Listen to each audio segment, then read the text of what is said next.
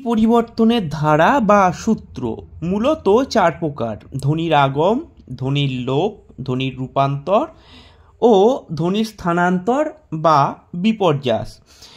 এবার ধ্বনির আগম কত প্রকার হতে পারে সেই বিষয়ে আলোচনা করা যাক।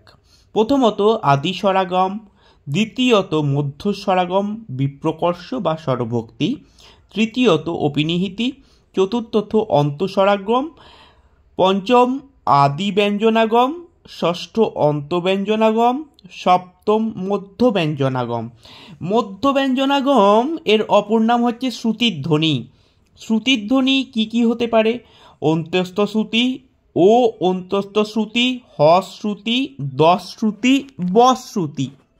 ধ্বনির লোপ আদি স্বরলোপ, মধ্য স্বরলোপ, অন্তঃস্বরলোপ, দ্বিমাত্রিকতা বা দ্ব্যক্ষরতা, ব্যঞ্জন ধ্বনিলোপ, সমাক্ষর লোপ, সমবর্ণ লোপ।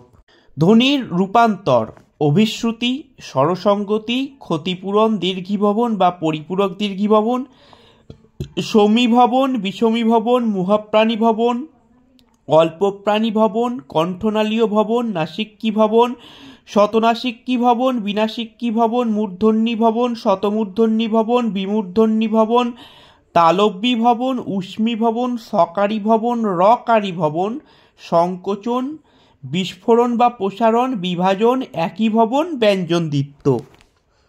স্থানান্তর বা বিপর্যাস, বিপর্যাস, স্পুনারিজম, অপিনিহিতি। এছাড়াও ভাষার অন্তরঙ্গ ও অর্থ প্রভাবিত কারণে ধ্বনি পরিবর্তন হয়ে থাকে।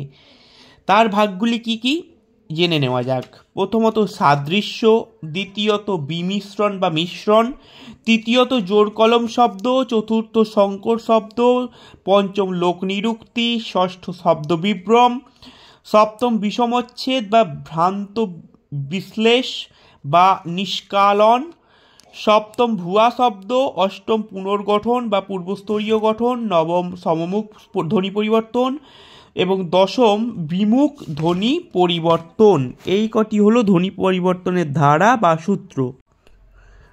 আলোচনার শেষে আমরা ধ্বনির আগম, ধ্বনির লোপ, ধ্বনির স্থানান্তর এবং ধ্বনির রূপান্তর বা বিপর্যাস এর একটা চিত্র আমরা দিয়ে দেব।